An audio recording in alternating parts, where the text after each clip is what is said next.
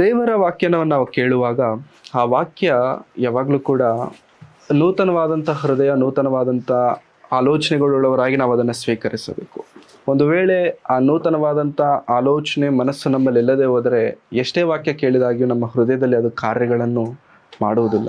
ಯಾಕೆಂತಂದರೆ ಬೆಂಗಳೂರಲ್ಲಿ one of the best ಬಿರಿಯಾನಿನ ದಿನ ತಿಂತಿದ್ವಿ ಅಂತ ಅಂದ್ಕೊಳ್ಳಿ, ಒಂದು ವಾರ ಆದಮೇಲೆ ನಮಗೆ ಅದರ ಟೇಸ್ಟ್ ಗೊತ್ತಾಗಲ್ಲ, ಅದರ ವ್ಯಾಲ್ಯೂ ನಮಗೆ ಗೊತ್ತಾಗಲ್ಲ. ಹಾಗೆ ದೇವರ ವಾಕ್ಯವನ್ನು ಕೂಡ ಪ್ರತಿದಿನ ಪ್ರತಿ ವಾರ ನಾವು ಕೇಳೋದಕ್ಕೆ ಅಭ್ಯಾಸಗೊಂಡ್ಬಿಟ್ಟಿದ್ದೇವೇನೋ ಒಮ್ಮೆ ನಮ್ಮನ್ನು ನಾವು ಪರೀಕ್ಷಿಸಿಕೊಳ್ಳೋಣ. ಕೇಳುವುದು ಮುಖ್ಯವಲ್ಲ, ಕೇಳಿದ ವಾಕ್ಯದ ಪ್ರಕಾರವಾಗಿ ಜೀವಿಸುವಂಥದ್ದು ಬಹಳ ಮುಖ್ಯ. ಹಾಗಾಗಿ ದೇವರನ್ನು ನಾವು ಕರೆಯುವವರೆಗೂ ದೇವರು ನಮ್ಮ ಜೀವನದಲ್ಲಿ ಬಂದು ತನ್ನ ಕಾರ್ಯವನ್ನು ಎಂದಿಗೂ ನಡೆಸುವುದಿಲ್ಲ ಎಂಬ ಮಾತನ್ನು ನಾವು ನೆನಪಿನಲ್ಲಿಟ್ಕೊಳ್ಳೋಣ. ದೇವರನ್ನು ನಾವು ಕರೆಯುವವರೆಗೂ ದೇವರು ತಾನಾಗೆ ಬಂದು ನಮ್ಮ ಜೀವನದಲ್ಲಿ ಯಾವ ಕಾರ್ಯವನ್ನು ಕೂಡ ಮಾಡುವುದಿಲ್ಲ. ನೀನು ಕರೆದರೆ ದೇವರು ಬರ್ತಾರೆ, ನೀನು ಬರಬೇಕೆಂಬುದಾಗಿ ದೇವರನ್ನು ಆಹ್ವಾನಿಸಿದರೆ ಮಾತ್ರ ದೇವರು ನಮ್ಮ ಹೃದಯದಲ್ಲಿ ಬರುವಂಥವರಾಗಿದ್ದಾರೆ. ಕರೆಯುವವರೆಗೂ ದೇವರು ಬರಲ್ವಾ ಅಂತಂದರೆ ಖಂಡಿತ ಬರಲ್ಲ. ನಮ್ಮೆಲ್ಲರಿಗೂ ಗೊತ್ತು, ಪ್ರಕಟಣೆ ಗ್ರಂಥ 3ನೇ ಅಧ್ಯಾಯ 20ನೇ ವಚನ. ಪ್ರಕಟಣೆ ಗ್ರಂಥ 3ನೇ ಅಧ್ಯಾಯ 20ನೇ ವಚನ. ಇಗೋ ಬಾಗಿಲಲ್ಲಿ ನಿಂತುಕೊಂಡು ತಟ್ಟುತ್ತಾ ಇದ್ದೇನೆ. ಯಾವನಾದರೂ ನನ್ನ ಶಬ್ದವನ್ನು ಕೇಳಿ ಬಾಗಿಲನ್ನು ತೆರೆದರೆ ನಾನು ಒಳಗೆ ಬಂದು ಅವನ ಸಂಗಡ ಊಟ ಮಾಡುವೆನು, ಅವನು ನನ್ನ ಸಂಗಡ ಊಟ ಮಾಡುವನು. ಸೊ ಈ ಶರೀರವನ್ನು ಕೊಟ್ಟಂತ ದೇವರು, ಈ ದೇಹವನ್ನ ನಿರ್ಮಿಸಿದಂತ ಕರ್ತನು ಎಲ್ಲಿ ನಿಂತುಕೊಂಡು ತಟ್ಟುತ್ತಿದ್ದಾರೆ? ಬಾಗಿಲ ಬಳಿಯಲ್ಲಿ ನಿಂತುಕೊಂಡು ತಟ್ಟುತ್ತಿದ್ದಾರೆ. ಒಳಗೆ ನಿಂತ್ಕೊಂಡು ತಡ್ತಿದಾರ, ಹೊರಗೆ ನಿಂತ್ಕೊಂಡು ತಡ್ತಿದಾರ? ಹೊರಗಡೆ. ಅಂದ್ರೆ ಒಳಗಡೆ ಇನ್ನೂ ದೇವರು ನಮ್ಮ ಹೃದಯಗಳಲ್ಲಿ ಇಲ್ಲ. ದೇವರು ಕೊಟ್ಟಂತ ದೇಹವು ತಾನೆ, ದೇವರು ನಿರ್ಮಿಸಿದಂತ ಆಕಾರವು ತಾನೆ ಬಂದ್ಬಿಡ್ಬೋದಲ್ವಾ? ನಮ್ಮ ಮನೆಗೆ ಒಳಗೆ ಹೋಗೋದಕ್ಕೆ ನಾವು ಪರ್ಮಿಷನ್ ಕೇಳ್ತೇವಾ? ಯಾರ್ದಾದ್ರೂ ಪರ್ಮಿಷನ್ ನಾವು ಕೇಳ್ತೇವಾ? ಇಲ್ಲ. ಇದು ದೇವರ ನಿರ್ಮಾಣ, ಇದು ದೇವರು ಪ್ರೀತಿಯಿಂದ ಮಾಡಿಕೊಂಡಂತ ಈ ದೇಹದೊಳಗೆ ದೇವರು ಬರುವುದಕ್ಕಾಗಿ ಹಿ ಈಸ್ ಆಸ್ಕಿಂಗ್ ಪರ್ಮಿಷನ್. ತಟ್ಟುತ್ತಾ ಇದ್ದೇನೆ ಅಂತಂದ್ರೆ ಅರ್ಥ ಏನು? ವೆಯ್ಟ್ ಮಾಡ್ತಿದ್ದೇನೆ, ಒಳಗೆ ಬರೋದಕ್ಕೆ ನೀನು ಓಪನ್ ಮಾಡಿದ್ರೆ ಮಾತ್ರ ನಾನು ಬರ್ತೇನೆ. That means he is waiting for your permission. ನೀನು ಆಹ್ವಾನಿಸಿದರೆ, ನೀನು ಪರ್ಮಿಷನ್ ಕೊಟ್ಟರೆ ಮಾತ್ರ ಒಳಗೆ ಬರ್ತಾರೆ. ಯಾಕೆ ಅಂತಂದ್ರೆ ದೇವರು ನನಗೆ ಕೊಟ್ಟಿರುವಂಥದ್ದು ಏನಂತಂದ್ರೆ ಸ್ವಾತಂತ್ರ್ಯ.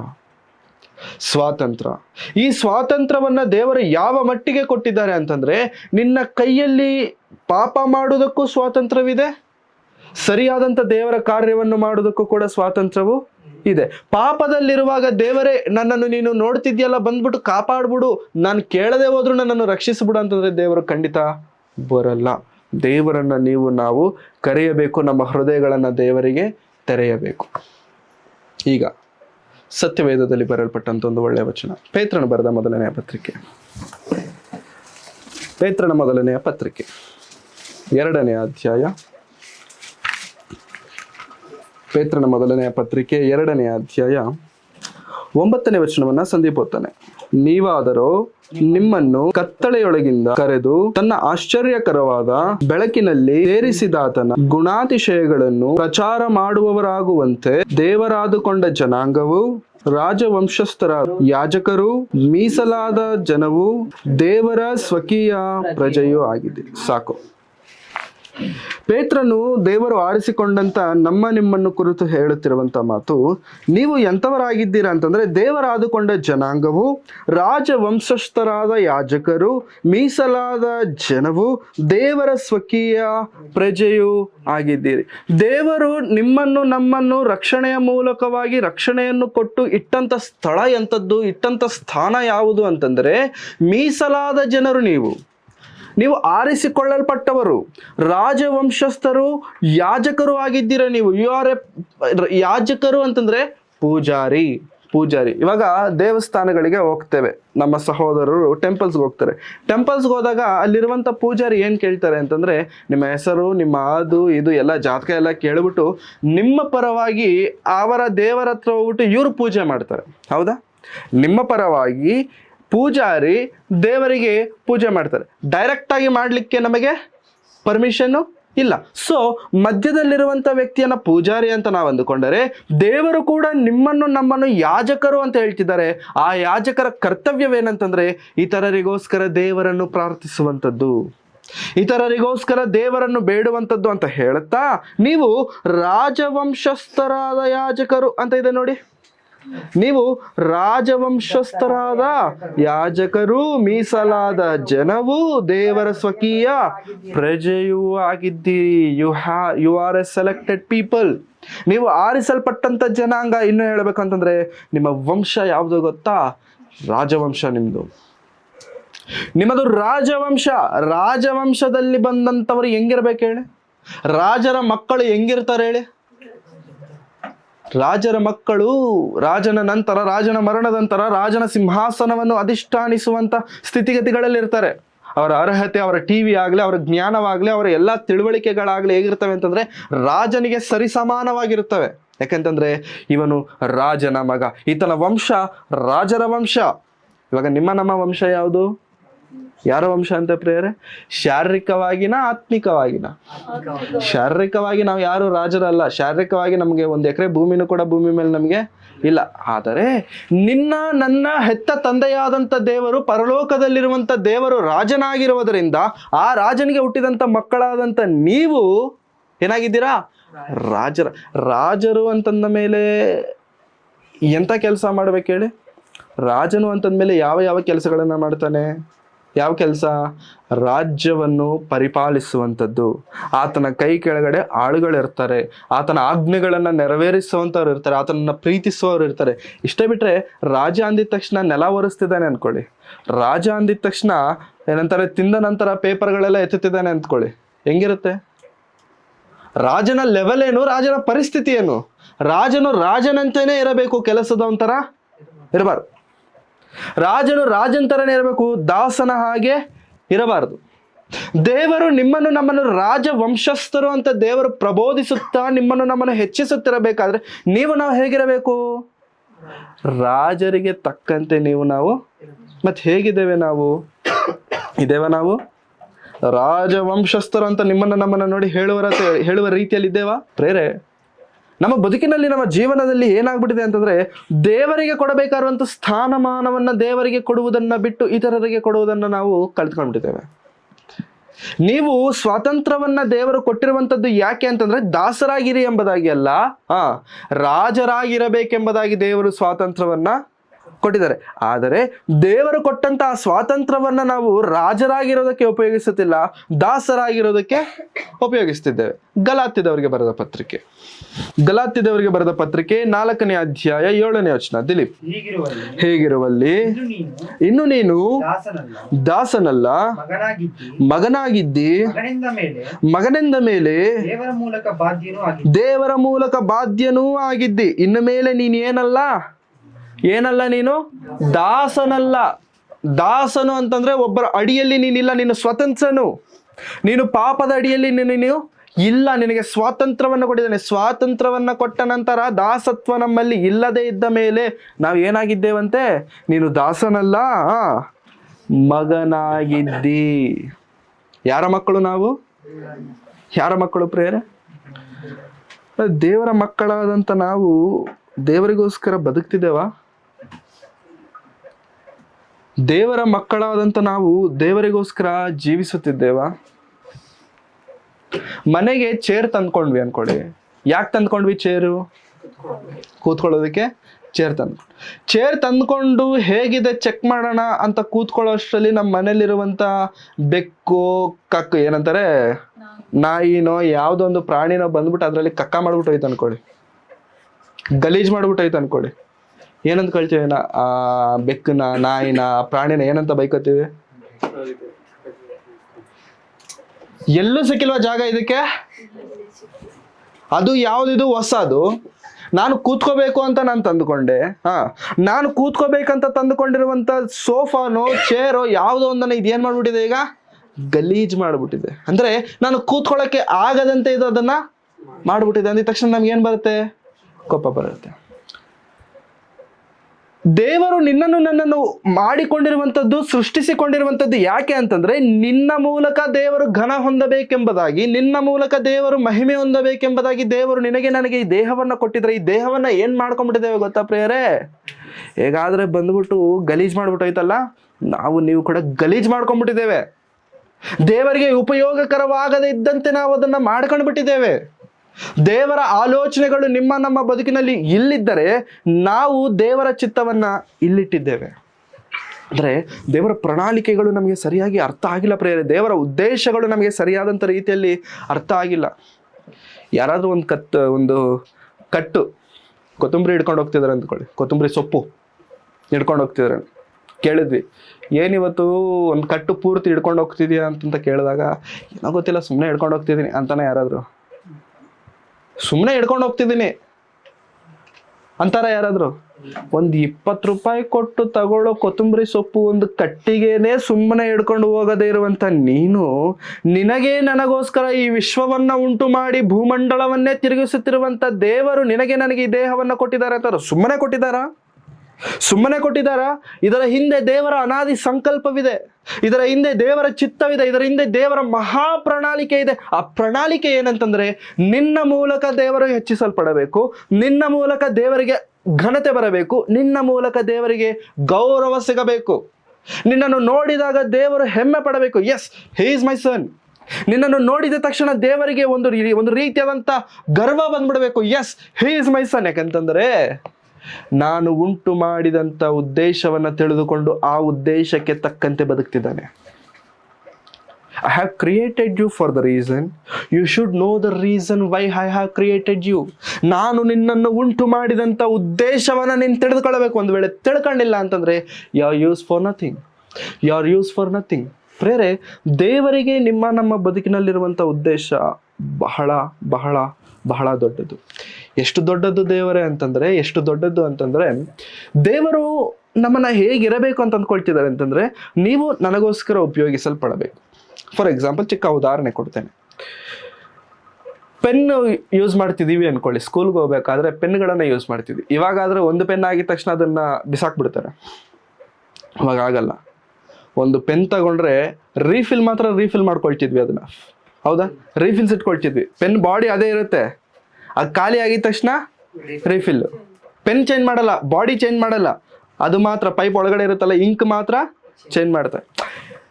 ಅದು ಯಾವತ್ತಾದ್ರೂ ಎಷ್ಟು ಮಂದಿ ನೀವು ಕಂಪ್ಲೀಟ್ ರೀಫಿಲ್ನ ಯೂಸ್ ಮಾಡಿದ್ದೀರಾ? ಅಂದರೆ ಬ್ಲೂ ಆಗಿರುವಂಥ ರೀಫಿಲ್ಲು ಫುಲ್ ಆಗಿರುವಂಥದ್ದು ಫುಲ್ ವೈಟ್ ಆಗಿಬಿಡ್ಬೇಕು, ಟ್ರಾನ್ಸ್ಪರೆಂಟ್ ಆಗಿಬಿಡ್ಬೇಕು. ಎಷ್ಟು ಮಂದಿ ಯೂಸ್ ಮಾಡಿದ್ದೀರಾ? ಎಷ್ಟು ಸಲ ಯೂಸ್ ಮಾಡಿದ್ದೀರಾ? ಎಷ್ಟು ಸಲ ಯೂಸ್ ಮಾಡಿದ್ದೀರಾ? 1 ಸಲ, 2 ಸಲ, 10 ಸಲ, 20 ಸಲ? ಪೆನ್ ಮಾತ್ರ ಯೂಸ್ ಮಾಡಿರ್ತೀವಿ, 10, 20, 20, 50 ಪೆನ್ಗಳು ಯೂಸ್ ಮಾಡಿರ್ತೀವಿ. ಬಟ್ ಕಂಪ್ಲೀಟಾಗಿ ಯೂಸ್ ಮಾಡಿರುವಂಥ ರೀಫಿಲ್ ಮಾತ್ರ ಒಂದೇ ಒಂದಿರುತ್ತೆ, ಅಥವಾ 2 ಇರುತ್ತೆ. ಅದನ್ನ ರೀಫಿಲ್ ಎಲ್ಲ ಕ್ಲಿಯರ್ ಆಗ್ಬಿಟ್ಟು ಇಂಕೆಲ್ಲ ಸೌದೋಗ್ಬಿಟ್ಟು ಇನ್ನು ಬರೆಯಲ್ಲ ನೋಡಿ, ಆವಾಗ ಆ ರೀಫಿಲ್ ನೋಡಿದ್ರೆ ಏನೋ ಸಾಧಿಸ್ದಂಗೆ, ಹೌದಾ? ಆ ರೀಫಿಲ್ ನೋಡಿದ್ರೆ ಏನೋ ತಿಳಿಯದೇ ಇದ್ದಂಥ ಒಂದು ದೊಡ್ಡ ಗೌರವ ನಮ್ಮ ಮೇಲೆ ನಾವೇ ಏನಂತಾರೆ ಕೊಚ್ಕೊಳ್ತಿರುತ್ತೆ. ರೀಫಿಲ್ ನಾನು ಏನಂತಾರೆ ಖಾಲಿ ಮಾಡಿಬಿಟ್ಟಿದ್ದೇನೆ. ಒಂದು ರೀಫಿಲ್ ಖಾಲಿ ಮಾಡಿದ್ರೇನೆ ನಮಗೆ ಇಷ್ಟು ಗರ್ವ, ಅಹಂಕಾರ, ಸಂತೋಷ ಆಗಬೇಕಾದ್ರೆ ಅದನ್ನು ಎತ್ತಿಟ್ಕೊಳ್ತೇವೆ ತುಂಬ ಸಲ. ಇದು ನಾನು ಖಾಲಿ ಮಾಡಿದಂಥ ಇಂಕ್ ಪೆನ್, ಇದು ಈ ರೀಫಿಲ್, ಇದು ಫಸ್ಟ್ ಟೈಮ್.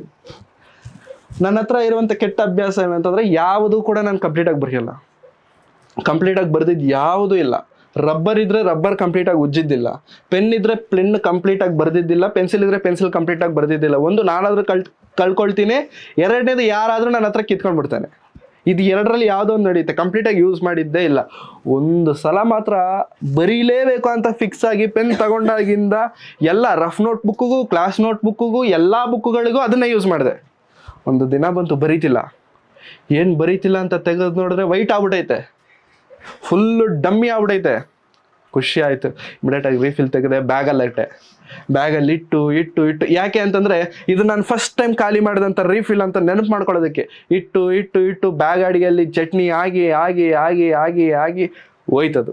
ಯಾಕಿದನ್ನು ನಾನು ಹೇಳ್ತಿದ್ದೇನೆ ಅಂತಂದರೆ, ಒಂದು 5 ರೂಪಾಯಿ 2 ರೂಪಾಯಿ ಕೊಟ್ಟು ತಗೊಳ್ಳೋ ರೀಫಿಲ್ನ ನೀನು ಖಾಲಿ ಮಾಡಿದ್ರೇ ನಿನಗೆ ಅಷ್ಟು ಸಂತೋಷ ಆಗಬೇಕಾದ್ರೆ, ದೇವರಿಗೋಸ್ಕರ ನೀನು ಉಪಯೋಗಿಸಿಕೊಂಡಾಗ, ದೇವರಿಗೋಸ್ಕರ ನೀನು ಉಪಯೋಗ ಪಟ್ಟಾಗ, ದೇವರು ನಿನ್ನನ್ನು ನೋಡಿದಾಗ ಎಷ್ಟು ಸಂತೋಷ ಪಡ್ತಾರೆ ಅಂತಂದರೆ, ಇದು ತಾನೇ ನನಗೆ ಬೇಕಾಗಿರೋದು, ಇದು ತಾನೇ ನಾನು ನಿನ್ನಿಂದ ಭಾವಿಸುತ್ತಿರುವಂಥದ್ದು. ಯಾಕಂತಂದರೆ ನೀನು ನನಗೋಸ್ಕರ ಉಪಯೋಗ ಪಡುವಂಥದ್ದೇ ನನ್ನ ಚಿತ್ತ, ನೀನು ನನಗೋಸ್ಕರ ಬದುಕುವಂಥದ್ದೇ ನನ್ನ ಪ್ರಣಾಳಿಕೆ. ಹೌದಲ್ಲ ಪ್ರಿಯರೇ? ನಿಜವಾದಂಥ ಆರಾಧನೆ ಯಾವುದು ಅಂತ ಪೌಲನು ಹೇಳ್ತಾನೆ ರೋಮಾಪುರದವರಿಗೆ ಬರೆದ ಪತ್ರಿಕೆ 12ನೇ ಅಧ್ಯಾಯ 1ನೇ ವಚನದಲ್ಲಿ. ನೋಡೋಣ, 12:1 ನಿಜವಾದ ಆರಾಧನೆ ಯಾವುದು ಅಂತ ಹೇಳ್ತಾರೆ ನೋಡಿ. ರೋಮ ಪತ್ರಿಕೆ 12ನೇ ಅಧ್ಯಾಯ 1ನೇ ವಚನ. ಒಬ್ಬರು ಆದದರಿಂದ ಸಹೋದರರೇ, ದೇವರ ಕನಿಕರವನ್ನು ನಿಮ್ಮ ನೆನಪಿಗೆ ತಂದು ನಿಮ್ಮನ್ನು ಬೇಡಿಕೊಳ್ಳುವುದೇನೆಂದರೆ, ನೀವು ನಿಮ್ಮ ದೇಹಗಳನ್ನು ದೇವರಿಗೆ ಮೀಸಲಾಗಿಯೂ ಮೆಚ್ಚುಗೆಯಾಗಿಯೂ ಇರುವ ಸಜೀವ ಯಜ್ಞವಾಗಿ ಅರ್ಪಿಸಿರಿ. ಪೌಲನು ಇದೇ ನಿಮ್ಮ ವಿವೇಕಪೂರ್ವಕವಾದ ಆರಾಧನೆ. ಪೌಲನು ದೇವರ ಆತ್ಮನ ಮೂಲಕವಾಗಿ ಹೇಳ್ತಿರುವಂತ ಮಾತೇನಂತಂದ್ರೆ, ನಮಗೆ ಅರ್ಥ ಆಗೋ ಭಾಷೆಯಲ್ಲಿ, ಹೆಂಗಾದ್ರೆ ನೀನು ಪೆನ್ ಬರಿಬೇಕಾದ್ರೆ ರೀಫಿಲ್ನ ಕಂಪ್ಲೀಟ್ ಖಾಲಿ ಮಾಡ್ಬೇಕಂತ ಅಂದ್ಕೊಳ್ತೀಯಲ್ಲ, ನನ್ನ ಸೇವೆಯಲ್ಲೂ ಕೂಡ ನೀನು ಆ ರೀತಿಯಾಗಿ ಜಜ್ಜಲ್ಪಡು, ಉಪಯೋಗಿಸಲ್ಪಡು. ದೇವರ ಸೇವೆಗೋಸ್ಕರ ನಾವು ಉಪಯೋಗಿಸಿಕೊಳ್ಳುವುದಕ್ಕೆ ಈ ದೇಹ, ಹೌದಾ? ದೇವರ ರಾಜ್ಯಾಭಿವೃದ್ಧಿಯ ವಿಸ್ತರಣೆಗಾಗಿ ನಿಲ್ಲುವುದಕ್ಕೋಸ್ಕರವೇ ಈ ಉಸಿರು. ಒಂದು ವೇಳೆ ಆ ಕಾರ್ಯ ನಾವು ಮಾಡಿಲ್ಲ ಅಂತಂದ್ರೆ, ಒಂದು ವೇಳೆ ಆ ಕೆಲಸಗಳನ್ನು ನಾವು ಮಾಡಿಲ್ಲ ಅಂತಂದ್ರೆ, ಅದನ್ನ ದೇವರು ಇಟ್ಟುಕೊಂಡು ಏನು ಪ್ರಯೋಜನವಿದೆ? ಅದನ್ನ ದೇವರು ಇಟ್ಟುಕೊಂಡು ಏನು ಪ್ರಯೋಜನ? ಪೆನ್ ತಗೊಳ್ಳೋದಕ್ಕಿಂತ ಮೊದಲು ಅಂಗಡಿಯಲ್ಲಿ 10 ರೂಪಾಯಿ ಕೊಟ್ಟು ಪೆನ್ ತಗೊಂಡಿದ ತಕ್ಷಣ ಅಂಗಡಿ ಓನರ್ ಪೇಪರ್ ಕೊಡ್ತಾನೆ. ಪೆನ್ ಕೊಟ್ಟ ಮೇಲೆ ಪೇಪರ್ ಕೊಡ್ತಾನೆ. ಯಾಕೆ ಕೊಡ್ತಾನೆ? ಬರಿತಿದೆಯಲ್ಲೋ ಚೆಕ್ ಮಾಡ್ಕೊಂಡು ಹೋಗು, ಮತ್ತೆ ಬರೀತಿಲ್ಲ ಅಂತ ನನ್ನ ಹತ್ರ ಬರಬಾರ್ದು. ಅಂದರೆ 10 ರೂಪಾಯಿ ಕೊಟ್ಟು ತಗೊಳ್ಳೋ ಪೆನ್ನಿಗೆ ಚೆಕ್ ಮಾಡ್ಕೋಬೇಕು, ವರ್ಕ್ ಆಗ್ತಿದ್ಯಾ ಇಲ್ವಾ, ನಿನ್ನ ಕೆಲಸಕ್ಕೋಸ್ಕರ ಸರಿಯಾಗಿದೆಯಾ ಇಲ್ವಾ. ಮತ್ತೆ ನಮ್ಮನ್ನ ಯಾವತ್ತಾದ್ರೂ ಕೂತ್ಕೊಂಡು ಚೆಕ್ ಮಾಡ್ಕೊಂಡಿದ್ದೇವಾ? ನಾನು ದೇವರಿಗೋಸ್ಕರ ಉಪಯೋಗಿಸಲ್ಪಡುತ್ತಿದ್ದೇನಾ ಇಲ್ವಾ? ದೇವರ ಸೇವೆಯಲ್ಲಿ ಇದ್ದೇನಾ ಇಲ್ವಾ? ದೇವರ ರಾಜ್ಯಾಭಿವೃದ್ಧಿಗಾಗಿ ಕಷ್ಟಪಡ್ತಿದ್ದೇನಾ ಇಲ್ವಾ? Have you ever check yourself? If you not, ಯಾವತ್ತು ಚೆಕ್ ಮಾಡ್ಕೊಂಡಿಲ್ಲ ಅಂತಂದ್ರೆ, ನನ್ನನ್ನು ಉಪಯೋಗಿಸಿಕೊಳ್ತಿರೋ ಇನ್ನೊಬ್ಬ ಇದ್ದಾನೆ. ನನ್ನನ್ನು ಉಪಯೋಗಿಸ್ಕೊಳ್ತಿರೋನು ಅವನು ಯೂಸ್ ಮಾಡ್ಕೊಳ್ತಾನೆ, ದೇವರು ಕೂಡ ಯೂಸ್ ಮಾಡ್ಕೊಳ್ತಾರೆ. ಇವರಿಬ್ಬರಲ್ಲಿ ಯಾರಿಗೆ ನೀನು ಯೂಸ್ ಆಗ್ತಿದ್ಯಾ? ಪೇತ್ರನ ಪತ್ರಿಕೆಯಲ್ಲಿ ನಾವು ನೋಡ್ಕೊಂಡ್ವಲ್ಲ 2:9, ನೀವು ರಾಜವಂಶಸ್ಥರಾದ ಯಾಜಕರು, ಮೀಸಲಾದ ಜನಾಂಗವು ಎಂಬುದಾಗಿ ಹೇಳಿರಬೇಕಾದ್ರೆ, ಅಂಥವರಾಗಿ ದೇವರು ನಮ್ಮನ್ನು ಉಂಟು ಮಾಡಿರಬೇಕಾದ್ರೆ, ಯಾರಿಗೋಸ್ಕರ ಉಪಯೋಗ ಪಡ್ತಿದ್ದೇವೆ ನಾವು? ಯಾರಿಗೋಸ್ಕರ ಜೀವಿಸ್ತಿದ್ದೇವೆ ನಾವು? ಅಂದರೆ ಸಂಬಳ ಒಬ್ರ ಹತ್ರ ತಗೋತಿದ್ದೇವೆ, ಕೆಲಸ ಇನ್ನೊಬ್ರ ಹತ್ರ. ಸಂಬಳ ತಗೊಂಡವ್ರ ಹತ್ರ ತಾನೇ ಕೆಲಸ ಮಾಡ್ಬೇಕು, ಅವನ ಸಂಬಳ ತಗೊಂಡವ್ರ ಹತ್ರ ಕೆಲಸ ಮಾಡ್ಬೇಕು. ಅಷ್ಟೇ ಬಿಟ್ರೆ ನಾವು ಸಂಬಳ ತಗೊಳ್ತಿರೋದು ಯಾರ ಹತ್ರ? ದೇವರ ಹತ್ರ. ಕೆಲಸ ಮಾಡ್ತಿರೋದು ಯಾರಿಗೆ ಪ್ರೇಯರೇ? ನ್ಯಾಯ ಅಂತೀರಾ? ನೋ. ಬಿಲ್ಲಿ ಗ್ರಹಂ ಗೊತ್ತಾ? ಬಿಲ್ಲಿ ಗ್ರಹಂ ಐಡಿಯಾ ಇದೆಯಾ? ಇಲ್ಲ ಅಂತಂದ್ರೆ, ಒಂದು ವೇಳೆ ಬಿಲ್ಲಿ ಗ್ರಹಂ ಐಡಿಯಾ ಇಲ್ಲ ಅಂತಂದ್ರೆ, ಅದು ಫೋನ್ ಇಟ್ಕೊಂಡು ಗೊತ್ತಿಲ್ಲ ಅಂತಂದ್ರೆ ವೇಸ್ಟ್. ಫೋನ್ ಇಟ್ಕೊಂಡು ಬಿಲ್ಲಿ ಗ್ರಹಂ ಗೊತ್ತಿಲ್ಲ ಅಂತಂದ್ರೆ, ಕ್ರಿಸ್ಟಿಯನ್ ಆಗಿದ್ಕೊಂಡು ನಾವು ವೇಸ್ಟ್. ಹೇಳ್ತೀನಿ ನೋಡಿ ಬಿಲ್ಲಿ ಗ್ರಹಂ ಯಾರಂತ. ಪ್ರಪಂಚದಲ್ಲೇ ಅತಿ ದೊಡ್ಡ ಎವ್ಯಾಂಜಲಿಸ್ಟ್, ಸುವಾರ್ತೆ ಬೋಧಕನು ಬಿಲ್ಲಿ ಗ್ರಹಂ. ನೀವು ಪ್ರಾಬಬ್ಲಿ ಅವ್ರನ್ನ ನೋಡಿರ್ತೀರ, ಅವ್ರ ಹೆಸರು ನಿಮಗೆ ಗೊತ್ತಿರಲ್ಲ. ಇಂಗ್ಲೀಷಲ್ಲಿ ಮಾತಾಡ್ತಿರ್ತಾರೆ. ಭಾಳ ಅವರ ಫಾಲೋಯಿಂಗು ಅಲ್ಪ ಸ್ವಲ್ಪ ಅಲ್ಲ. ಅವ್ರು ಮೀಟಿಂಗ್ ಇಟ್ಟರೆ ಕೋಟ್ಯಾಂತರ ಲಕ್ಷಾಂತರ ಜನ ಗುಂಪಾಗಿ ಸೇರಿ ಬರ್ತಾರೆ ಅವರ ಪ್ರಸಂಗಕ್ಕೋಸ್ಕರ. ವೈಟ್ ಹೌಸಲ್ಲಿ ಹೋಗ್ಬಿಟ್ಟು ಪ್ರಾರ್ಥನೆ ಮಾಡಿ ಬಂದಂಥ ದೊಡ್ಡ ಸೇವಕನು Billy Graham. Is not an ordinary person, ದೊಡ್ಡ ಸೇವಕ. ಅಂಥ ಸೇವಕನು ಒಂದು ದಿನ ಒಬ್ಬ ಆಕ್ಟ್ರೆಸ್ಗೆ, ಹೀರೋಯಿನ್ಗೆ ಕಾಲ್ ಮಾಡಿದ್ರು.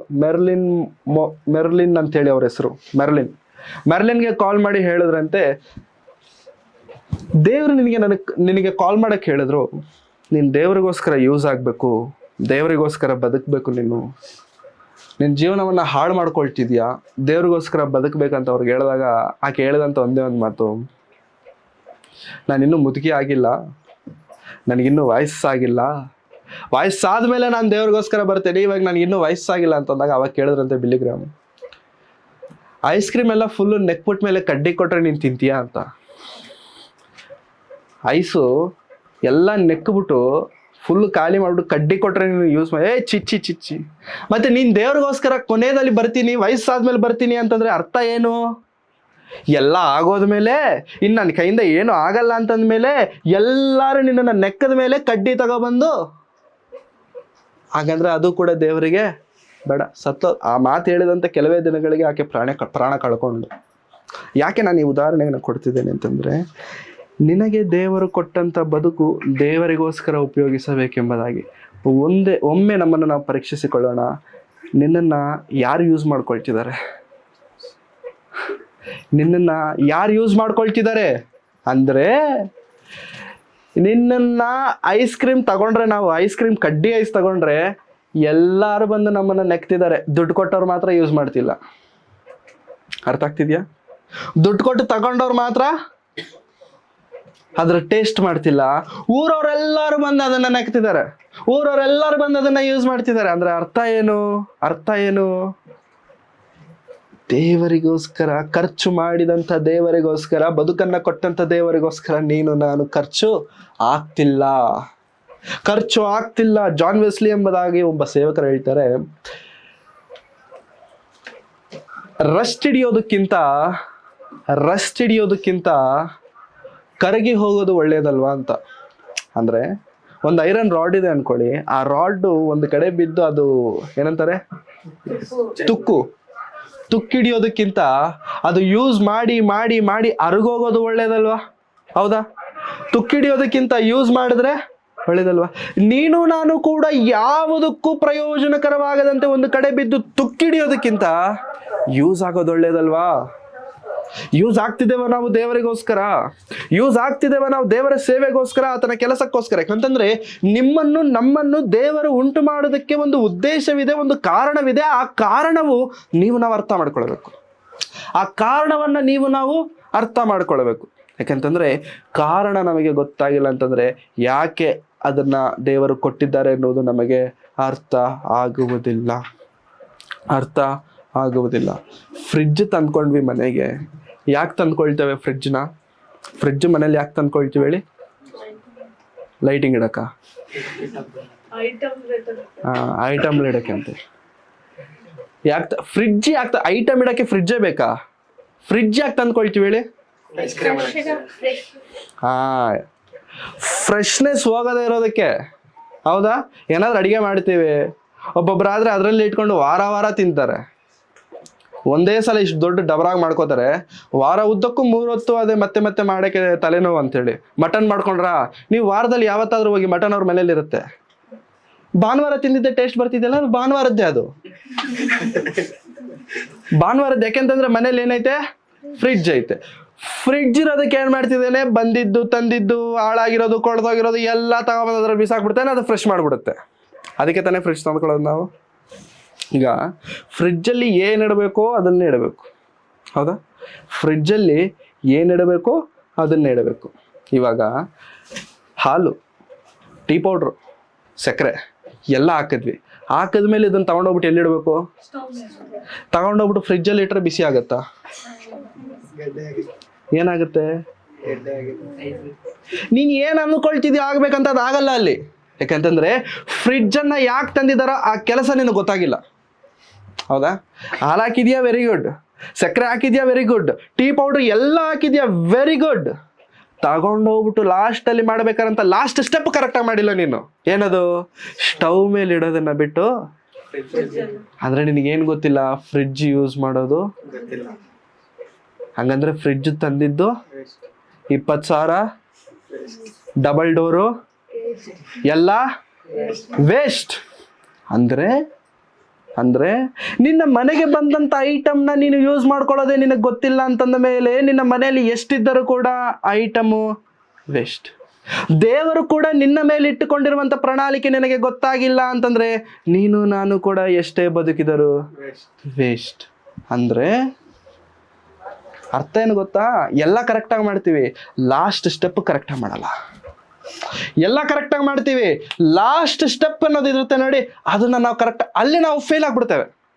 ಪ್ರೇಯರ್ಗೆ ಬರ್ತೇವೆ, ವಾಕ್ಯ ಕೇಳ್ತೇವೆ, ಆರಾಧನೆ ಮಾಡ್ತೇವೆ, ಎಲ್ಲ ಮಾಡ್ತೇವೆ, ಕೆಲಸ ಮಾಡ್ತೇವೆ, ಕಾಣಿಕೆ ಹಾಕ್ತೇವೆ, ಯವನಸ್ಥರ ಕೂಟಕ್ಕೆ ಬರ್ತೇವೆ, ಆಮೇಲೆ ಉಪವಾಸ ಪ್ರಾರ್ಥನೆಗೆ ಬರ್ತೇವೆ, ಸಾಯಂಕಾಲ ಪ್ರಾರ್ಥನೆಗೆ ಬರ್ತೇವೆ, 5 ಗಂಟೆಗೆ ಗೂಗಲ್ ಮೀಟಿಂಗ್ ಆ್ಯಡ್ ಆಗ್ತೇವೆ, ಎಲ್ಲ ಮಾಡ್ತೇವೆ. ಅಂತಂದ್ರೆ ತಪ್ಪಲೆ ತಗೊಂಡ್ವಿ, ಹಾಲು ಹಾಕಿದ್ವಿ, ಸಕ್ಕರೆ ಹಾಕಿದ್ವಿ, ಟೀ ಪೌಡರ್ ಹಾಕಿದ್ವಿ, ಎಲ್ಲ ಹಾಕಿದ್ವಿ, ಒಂದೇ ಒಂದು ಸ್ಟೆಪ್ ಏನು, ಈ ಸ್ಟೆಪ್ ತುಂಬಾ ಇಂಪಾರ್ಟೆಂಟು. ಎಲ್ಲ ಮಾಡಿದ್ಮೇಲೆ ಕೊನೆಗೆ ಏನಾಗ್ತಿದೆ ಗೊತ್ತಾ, ನಮ್ಮ ಬದುಕು ಸ್ಟವ್ ಮೇಲೆ ತಗೊಂಡೋಗಿ ಇಡೋದು ಬದಲು ಫ್ರಿಜ್ಜಲ್ಲಿ ಹೋಗ್ಬಿಟ್ಟೆ ತಾಕ್ತಿದ್ದೀವಿ. ಅರ್ಧ ಗಂಟೆ ಆದ್ಮೇಲೆ ನೋಡ್ತಿದ್ದೀವಿ ಗಡ್ಡೆ ಕಟ್ಬಿಟ್ಟೈತೆ. ಅಂದ್ರೆ ನಾವು ಎಲ್ಲವನ್ನ ಮಾಡ್ತಿದ್ದೇವೆ, ಕೊನೆಯ ಭಾಗಕ್ಕೆ ಅಂತ್ಯಕ್ಕೆ ಬರೋಷ್ಟರಲ್ಲಿ ಸರಿಯಾಗಿ ದೇವರಿಗೋಸ್ಕರ ನಮ್ಮನ್ನ ನಾವು ಪ್ರೆಸೆಂಟ್ ಮಾಡ್ಕೊಳಕ್ ಆಗ್ತಿಲ್ಲ. We are not able to present ourselves to our God. Present ಮಾಡ್ಕೊಳಕ್ ಆಗದೆ ಇರೋದ್ರಿಂದ ದೇವರು ಕೂಡ ಏನ್ ಮಾಡ್ತಿದ್ದಾರೆ, ಅದಕ್ಕೆ ಬೇಡ, ನನಗೆ ನೀನು ಬೇಡ. ಸೊ ಮೈ ಡಿಯರ್ ಫ್ರೆಂಡ್ಸ್, ದೇವರು ಕೊಟ್ಟಂತ ಈ ಬದುಕಿನಲ್ಲಿ ದೇವರಿಗೋಸ್ಕರ ಉಪಯೋಗವಾಗಿ ನಾವು ಬದುಕ್ತಿದ್ದೇವೆ. ಅಂದ್ಕೋಬೇಡಿ ನಾನು ಬದುಕ್ತಿದ್ದೇನೆ ಅಂತ ಒಂದ್ಸಲಿ ಚೆಕ್ ಮಾಡ್ಕೊಳ್ಳಿ. ಸುಮ್ಮನೆ ನಮ್ಮ ಮನಸ್ಸಿಗೆ ನಾವು ತುಂಬಾ ಸಲ ನಮ್ಮನ್ನು ನಾವು ಸ್ಯಾಟಿಸ್ಫೈ ಮಾಡ್ಕೊಳ್ತಿರ್ತೇವೆ. ಹೇಗೆ ಸಾಕು, ಇಷ್ಟು ಮಾಡ್ತಿದ್ಯಲ್ಲ ಸಾಕು, ಹೌದಾ, ಇಷ್ಟು ಮಾಡ್ತಿದ್ಯಲ್ಲ ಸಾಕು ಅಂದ್ಕೊಳ್ತೇವೆ. ನಿಜ ಹೇಳ್ಬೇಕಂತಂದ್ರೆ ಅಲ್ಲಿ ನಾವು ಏನು ಮಾಡಿರಲ್ಲ. ಊಟ ಚೆನ್ನಾಗಿದೆ ಅನ್ಕೊಳ್ಳಿ, ಊಟ ಅಡಿಗೆ ಚೆನ್ನಾಗಿ ಮಾಡಿದ್ದಾರೆ ಮನೆಯಲ್ಲಿ, 1 ಸ್ಪೂನ್ ತಿನ್ನೋರು ಆವತ್ತು 4 ಸ್ಪೂನ್ ತಿಂತೀವಿ. ಯಾಕೆ? ಇಷ್ಟು ದಿನ 1 ಸ್ಪೂನ್ಗೆ ಹೊಟ್ಟೆ ತುಂಬ್ತು ಅಂತಿರೋ ನೀನು ಮಿಕ್ಕಿದ 3 ಸ್ಪೂನ್ ಎಲ್ಲಿಟ್ಟೆ? ಮಿಕ್ಕಿದ 3 ಸ್ಪೂನ್ ಎಲ್ಲೋಯ್ತು? ಅಲ್ಲಿಗೆ ಹೋಯ್ತು ತಾನೆ, ಹೌದಾ? ಅಲ್ಲಿಗೆ ಹೋಯ್ತಲ್ವಾ? ಯಾಕೆ ಹೋಯ್ತು? ಟೇಸ್ಟು ಅದೇ ಟೇಸ್ಟ್ ಚೆನ್ನಾಗಿಲ್ಲ. ಇವಾಗ ಅದೇ ಟೇಸ್ಟ್ ಚೆನ್ನಾಗಿಲ್ಲ. ತಟ್ಟೆಲಿಟ್ರು ತಿಂತಿದ್ದಂಗೆ ಫಸ್ಟ್ ತುತ್ತಿಗೆನೆ ನಮ್ಗೆ ಅರ್ಥ ಆಗುತ್ತೆ ಇದು ಏನೋ ವರ್ಕೌಟ್ ಆಗ್ತಿಲ್ಲ ಅಂತ, ಹೌದಾ, ಇದು ಸರಿ ಇಲ್ಲ ಅಂತ. ಅವಾಗ ಏನು ಮಾಡ್ತೇವೆ? ಹಾಕ್ತೀನಿ ಅದು ಬೇಡ, ಇದು ಖಾಲಿ ಮಾಡ್ತೀನಿ ಆಮೇಲೆ ಹಾಕೋತೀನಿ. ಇದನ್ನ ಖಾಲಿ ಮಾಡೋಕ್ಕೇನೆ 1 hour ಆಗುತ್ತೆ. ಯಾಕೆ? ಏನಿಲ್ಲ ಇದರಲ್ಲಿ, ಕಷ್ಟಪಟ್ಟು ತಿಂದು ಆ್ಯಕ್ಚುಲಿ ನಮ್ಮ ಕೆಪಾಸಿಟಿ ಎಷ್ಟು? 4 ಸ್ಪೂನು. ಹಾಕಿದ್ದೆಷ್ಟು? 1 ಸ್ಪೂನ್. ಆ 1 ಸ್ಪೂನ್ನ 1 hour ತಿಂದ ಮೇಲೆ 2ನೇ ಸ್ಪೂನ್ ಹಾಕಕ್ಕೆ ಬಂದರೆ ಬೇಡ, ಹೊಟ್ಟೆ ಫುಲ್ಲು ಸಾಕು, ಹೊಟ್ಟೆ ಫುಲ್ ಆಗ್ಬಿಡೈತೆ, ಇನ್ನು ತಿನ್ನಕ್ಕೆ ಆಗಲ್ಲ ನನಗೆ, ಸಾಕು ತುಂಬ ಸಕ್ಕದ ಮಾಡಿದಿರ ಅಡಿಗೆ ಅದು ಇದು ಅಂತ ಹೇಳ್ಬಿಟ್ಟು ಎದ್ದು ಬಂದ್ಬಿಡ್ತೀವಿ. ನಿಜ ಹೇಳ್ಬೇಕು ಅಂತಂದರೆ 4 ಸ್ಪೂನ್ ಕೆಪಾಸಿಟಿ ನಿಂದು, 1 ಸ್ಪೂನ್ ತಿಂದು ಎದ್ದೊಳ್ತಿದ್ಯಾ ಅಂದ್ರೆ ಅರ್ಥ ಏನು ಗೊತ್ತಾ? ಟೇಸ್ಟ್ ಸರಿ ಇಲ್ದಿರೋದ್ರಿಂದ ಹೊಟ್ಟೆನೂ ಕೂಡ ಏನೋ ಮಾಡ್ಬಿಟ್ಟೈತೆ, ಈ ಹೊತ್ತಿಗೆ ತ್ಯಾಗ ಮಾಡ್ಬಿಡು, ಈ ಹೊತ್ತಿಗೆ ಸಾಕು, ಹೊಟ್ಟೆ ತುಂಬಿಸ್ಕೊಂಬಿಡು, ಸಾಯಂಕಾಲಕ್ಕೆ ಏನಾದರೂ ಒಳ್ಳೆ ಫುಡ್ ಹುಡಿಕೊ ನೀನು, ಹೌದಾ? ತುಂಬ ಜನ ಇರ್ತಾರೆ, ಇವ್ರಿಗೆ 4 ಸ್ಪೂನ್ ಹೊಟ್ಟೆ ಅಲ್ಲ, 5-6 ಸ್ಪೂನ್ ಹೊಟ್ಟೆ ಇರುತ್ತೆ. ಆವಾಗ 1 ಸ್ಪೂನ್ ಸಾಕಾಗಲ್ಲ ಅವ್ರಿಗೆ. ಇಲ್ಲಿ ತಿಂದ ಮೇಲೆ ಅದು ಸರಿ ಇರಲ್ವಲ್ಲ, ಹೊರಗೋಗ್ಬಿಟ್ಟು ಮತ್ತೆ ಏನಾದ್ರು ತಿನ್ನಲೇಬೇಕು. ತಿಂದ್ರೇನೆ ಅವ್ರಿಗೆ ಸ್ಯಾಟಿಸ್ಫ್ಯಾಕ್ಷನ್. ಇಲ್ಲ ಅಂತಂದ್ರೆ ಅವ್ರಿಗೆ ನಿದ್ದೆ ಬರಲ್ಲ, ಕೆಲಸ ಮಾಡೋಕ್ಕಾಗಲ್ಲ, ತಲೆನೇ ಓಡಲ್ಲ ಅಂಥವ್ರು ಕೂಡ. ಯಾಕೆ ಇದೆಲ್ಲ ನಾನು ಹೇಳಿದೆ ಅಂತಂದರೆ, ದೇವರು ಒಂದು ವೇಳೆ ಊಟ ಮಾಡ್ಕೊಳ್ಳೋದಕ್ಕೆ ಕೂತಾಗ ನಿನ್ನನ್ನು ಬಡಿಸಿದ್ರು ಅನ್ಕೊಳ್ಳಿ, ದೇವ್ರು ಹೆಂಗೆ ತಿನ್ಬೇಕು ಗೊತ್ತಾ? ಸಕ್ಕತ್ತಾಗಿದೆ, ಸೂಪರ್ ಆಗಿದೆ ಅಂತ ಹೇಳ್ಬಿಟ್ಟು ದೇವರು ತುಂಬಾ ಆಸೆಯಿಂದ ಪ್ರೀತಿಯಿಂದ ತಿಂತಿರ್ಬೇಕು. ತುಂಬಾ ಸಲ ಆಗುವಂತ ಪ್ರಾಬ್ಲಮ್ ಏನು ಗೊತ್ತಾ? ನಮ್ಮ ಮನೇಲಿ ನಾನು ಫೇಸ್ ಮಾಡಿರುವಂಥದ್ದು ಏನು ಗೊತ್ತಾ? ಇಷ್ಟೇ ಮಾಡ್ತಾರೆ ಅಡಿಗೆ, ಸಕ್ಕದ ಮಾಡ್ತಾರೆ, ಇಷ್ಟೇ ಮಾಡ್ತಾರೆ, ಟೇಸ್ಟು ಸೂಪರ್ ಆಗಿರುತ್ತೆ. ಅದು ಯಾವಾಗ ಖಾಲಿ ಆಗಿರುತ್ತೋ ಗೊತ್ತಿರಲ್ಲ, ಖಾಲಿ ಆಗಿಬಿಟ್ಟಿರುತ್ತೆ. ಇಂಕ ಒಂದ ತೀಸ್ಕೊಂಡು ಐಪಿನ್ ಒಂದೊಂದ್ಸಲ ಪಾತ್ರೆ ತುಂಬ, ಕುಕ್ಕರ್ ತುಂಬ ಮಾಡ್ತಾರೆ, ಅವಾಗ ಸರಿಯಾಗಿ ವರ್ಕೌಟ್ ಆಗಲ್ಲ. ಅವಾಗ ಮತ್ತೆ ಕೇಳ್ತೇವೆ ಹಿಂಗೆ ಇನ್ನೆಷ್ಟಿದೆ, ಮತ್ತೆ ನಾಳೆ ಬೆಳಿಗ್ಗೆಗೆ ಆಗೋ ಅಷ್ಟಿದೆ ಅಂತಾರೆ. ಅಂದ್ರೆ ನಾಳೆ ಬೆಳಿಗ್ಗೆವರೆಗೂ ಮತ್ತೆ ಇದೆ. ಚೆನ್ನಾಗಿದ್ದಾಗ ಕ್ವಾಂಟಿಟಿ ಕಡಿಮೆ, ಚೆನ್ನಾಗಿಲ್ಲದೆ ಇದ್ದಾಗ ಕ್ವಾಂಟಿಟಿ. ದೇವರು ಕೂಡ ಒಂದು ವೇಳೆ ತಟ್ಟೆ ಮೇಲೆ ತಟ್ಟೆ ಹತ್ರ ಕೂತ್ಕೊಂಡು ನಮ್ಮನ್ನ ಬಡಿಸ್ತಿರಬೇಕಾದ್ರೆ ಚಿಚ್ಚಿ ಸಾಕು, ಟೇಸ್ಟ್ ಇಲ್ಲ ಅಂತ ಅನ್ಕೊಳ್ತಿದಾರ? ನಿಜವಾಗ್ಲೂ ದೇವರ ಆಸೆಯಿಂದ ಪ್ರೀತಿಯಿಂದ ಹೊಟ್ಟೆ ತುಂಬ ಊಟ ಮಾಡಿ ದೇವರು ಹೋಗೋದಕ್ಕೆ ಆಗ್ತಿದ್ಯಾ? ಬೇರೆ ದೇವರಿಗೆ ಬೇಕಾಗಿರುವಂಥದ್ದು ಏನಂತಂದ್ರೆ ನೀನು ನಾನು ದೇವರಿಗೆ ತೃಪ್ತಿಯನ್ನು ಕೊಡಬೇಕು. ಹೌದಾ? ನಾವು ದೇವರಿಗೆ ಏನು ಕೊಡಬೇಕು? ತೃಪ್ತಿಯನ್ನು ಕೊಡಬೇಕು. ತೃಪ್ತಿಯನ್ನು ಕೊಡಬೇಕು ಅಂತಂದ್ರೆ ಸಂತೃಪ್ತಿಯಾಗಿ ನಾವು ದೇವರಿಗೋಸ್ಕರ ಜೀವಿಸಬೇಕು.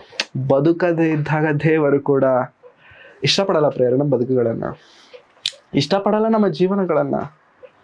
ಒಮ್ಮೆ ನೆನಪು ಮಾಡಿಕೊಳ್ಳೋಣ, ದೇವರಿಗೋಸ್ಕರ ಬದುಕಬೇಕೆಂಬುದಾಗಿ ದೇವರು 10 ರೂಪಾಯಿ ಖರ್ಚು ಮಾಡಿ ಕೊಂಡ್ಕೊಂಡಿದ್ದಾರಂತೆ ನಮ್ಮನ್ನ. ನೀನು ನನಗೆ ಸ್ಯಾಟಿಸ್ಫೈ ಮಾಡಬೇಕು ಅಂದರೆ ನೀನೇ ನನಗೆ ತೃಪ್ತಿ ಕೊಡಬೇಕು. ಬಿಸಿಲು ಹೆವಿ ಇದೆ. ಅವಾಗ ಐಸ್ ಕ್ರೀಮ್ ಅವರಿಗೆ, ಜ್ಯೂಸ್ ಅಂಗಡಿಯವ್ರಿಗೆ ಹೆವಿ ಬಿಸ್ನೆಸ್ಸು. ಹೌದಾ? ಬಿಸಿಲು ಜಾಸ್ತಿ ಇದ್ರೆ ಜ್ಯೂಸ್ ಜಾಸ್ತಿ. ಆ ಒಂದು ಗ್ಲಾಸ್ ಅವ್ನು ಫುಲ್ಲು ಐಸ್ ಹಾಕಿ ಕೊಟ್ರು ಕೂಡ ಲಡಕ್ ಅಂತ ಒಂದೇ ಗುಡ್ಗೆಯಲ್ಲಿ ಹೋಗ್ಬಿಡುತ್ತೆ, ಗೊತ್ತೇ ಆಗಲ್ಲ ಯಾವಾಗ ಹೋಗಿದೆ ಅಂತ. ಅವಾಗ ಮತ್ತೆ ಅನ್ಸುತ್ತೆ ಆಗೋಯ್ತಾ. ಅವಾಗ ಇನ್ನೊಂದು ಗ್ಲಾಸ್ ಕುಡಿಬೇಕು ಅಂತ ಅನ್ಸಿದ್ರು ಕೂಡ ಜೇಬು ಟೈಟ್ ಆಗಿರೋದ್ರಿಂದ ಕುಡಿಯಲ್ಲ. ಜೇಬು ಸ್ವಲ್ಪ ದೊಡ್ಡದಾಗಿದ್ರೆ ಏನು ಮಾಡ್ತೀವಿ? ಇನ್ನೊಂದು ಗ್ಲಾಸು ಕುಡಿತೀವಿ.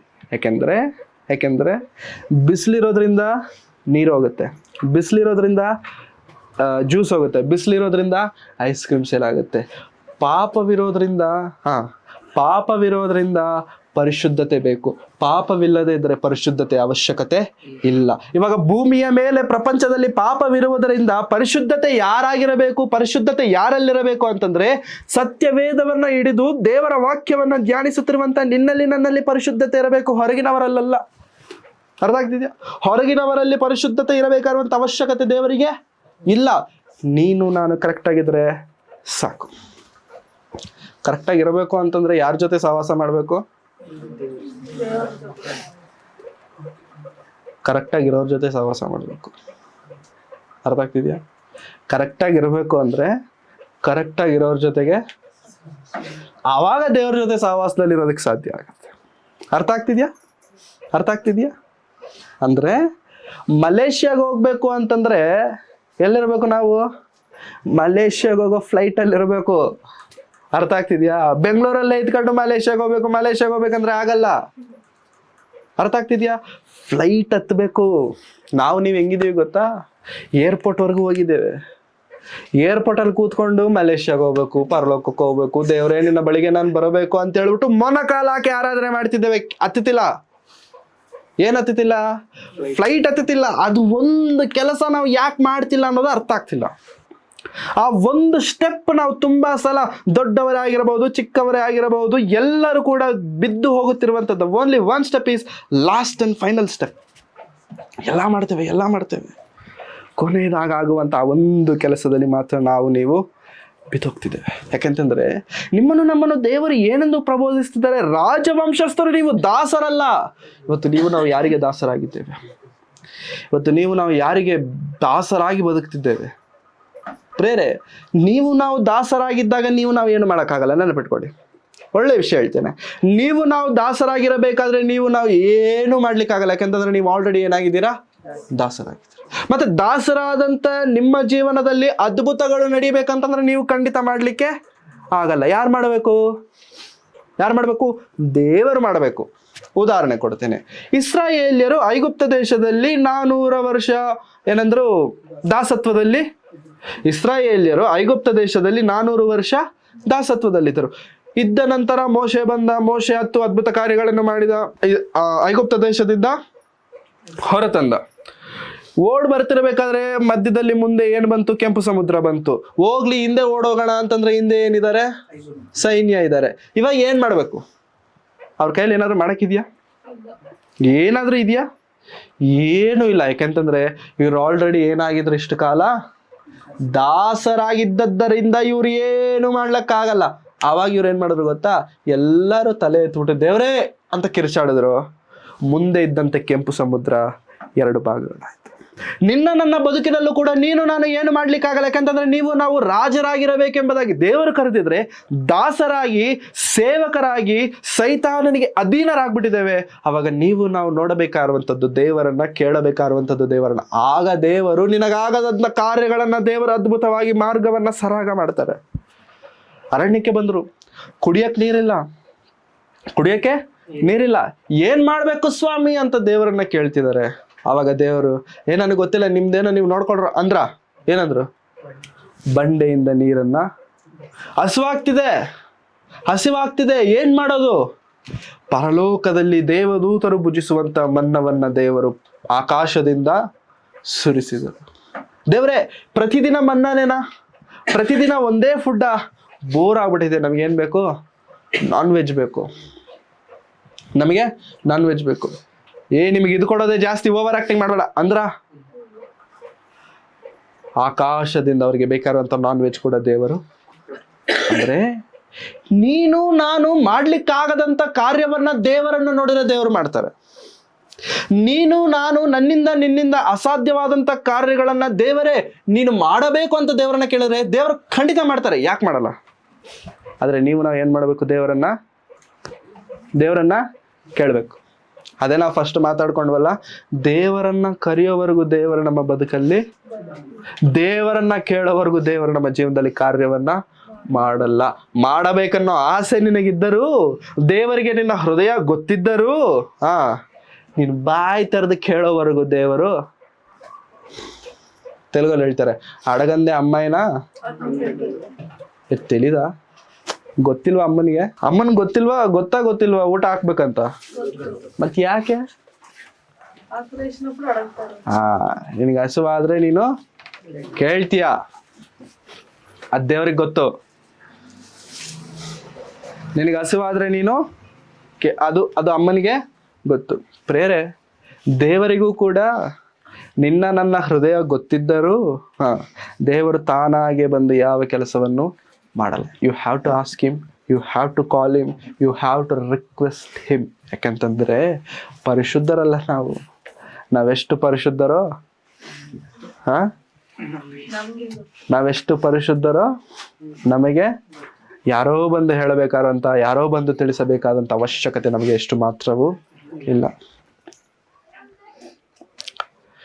ದೇವರನ್ನ ನಂಬೋದಕ್ಕಿಂತ ಮೊದಲು ನಾವು ಹೇಗಿದ್ದೆವೋ ಗೊತ್ತಿಲ್ಲ, ನಂಬಿದ ನಂತರ ಹೇಗಿದ್ದೇವೆ ಅನ್ನುವಂಥದ್ದು ಬಹಳ ಪ್ರಾಮುಖ್ಯ. ಮತ್ತೆ ಹೇಳ್ತಿದ್ದೇನೆ ಪ್ರೇರೆ, ನಂಬೋದಕ್ಕಿಂತ ಮೊದಲು ನಿನ್ನ ಹಳೆಯ ಸ್ಥಿತಿ, ಕಠಿಣವಾದಂಥ ಸ್ಥಿತಿ ಹೇಗಿದೆ ಅನ್ನುವಂಥದ್ದು ದೇವರು ನಿಜವಾಗ್ಲೂ ತಲೆ ಕೆಡಿಸ್ಕೊಳ್ಳೋದಿಲ್ಲ. ನಂಬಿದ ನಂತರವೂ ಹೇಗಿದೆ ಅನ್ನುವಂಥದ್ದು ದೇವರಿಗೆ ಬಹಳ ಪ್ರಾಮುಖ್ಯ. ಯೇಸು ಕ್ರಿಸ್ತವರು ಹುಟ್ಟಬೇಕಾದರೆ ಎಲ್ಲಿ ಯೇಸು ಕ್ರಿಸ್ತರನ್ನ ತಗೊಂಡಾಗ ಹಾಕಿದ್ರು? ಹುಟ್ಟಿದ ತಕ್ಷಣ ಅರಮನೆಯಲ್ಲಿ, ಹೋಟೆಲಲ್ಲಿ, government hospital, private hospital, Manipal, Apollo, ಎಲ್ಲ ಹಾಕಿದ್ರಂತೆ? ಸುತ್ತಲೂ ಹಸುಗಳಿದಾವಂತೆ, ಸಗಣಿ ಆಗ್ತಿದೆಯಂತೆ, ಹುಲ್ಲಿದೆಯಂತೆ, ವಾಸನೆ ಅಲ್ಲಿಗೆ ಹೋಗ್ಬಿಟ್ಟು ಘಮ ಘಮ ಅಂತಿದೆ ಅಂತಾರ. ಏನಂತಾರೆ? ವಾಸನೆ ಆಗ್ತಿಲ್ಲ. ಅಂತ ಸ್ಥಳದಲ್ಲಿ ಬಂದಾತನೇ ಯೇಸು ಕ್ರಿಸ್ತ. ಅರ್ಥ ಏನೋ ಗೊತ್ತಾ? ನಿನ್ನ ಹೃದಯದಲ್ಲಿ ಎಷ್ಟೇ ಮಲಿನವಿರಲಿ, ನೀನು ಕರೀತೀಯಾ, ನಾನು ಬರ್ತೇನೆ. ನಿನ್ನ ಬದುಕಲ್ಲಿ ಎಷ್ಟೇ ಹೊಲಸಿರಲಿ, ನೀನು ಕರೀತೀಯಾ, ನಾನು ಬರ್ತೇನೆ. ಬಂದು ಏನ್ ಮಾಡ್ತೇನೆ? ನಿನ್ನನ್ನು ಪರಿಶುದ್ಧನಾಗಿ ಮಾಡುತ್ತಕ್ಕೆ ನಾನು ಶಕ್ತನು, ಸಿದ್ಧನಾಗಿದ್ದೇನೆ. ಪರಿಶುದ್ಧನಾಗಿ ಮಾಡಿದ ನಂತರ ಒಂದು ವಾರ ಬಿಟ್ಕೊಂಡು ಹೆಂಗಿರಬೇಕು ಮನೆ? ಕ್ಲೀನ್ ಮಾಡಿದ್ಮೇಲೆ ಹೆಂಗಿರಬೇಕು ಮನೆ? ವಾರದ ಮೊದಲು ಹೆಂಗಿತ್ತೋ ಇವತ್ತಿನವರೆಗೂ ಹಾಗೆ ಮೇಂಟೈನ್ ಮಾಡಬೇಕು.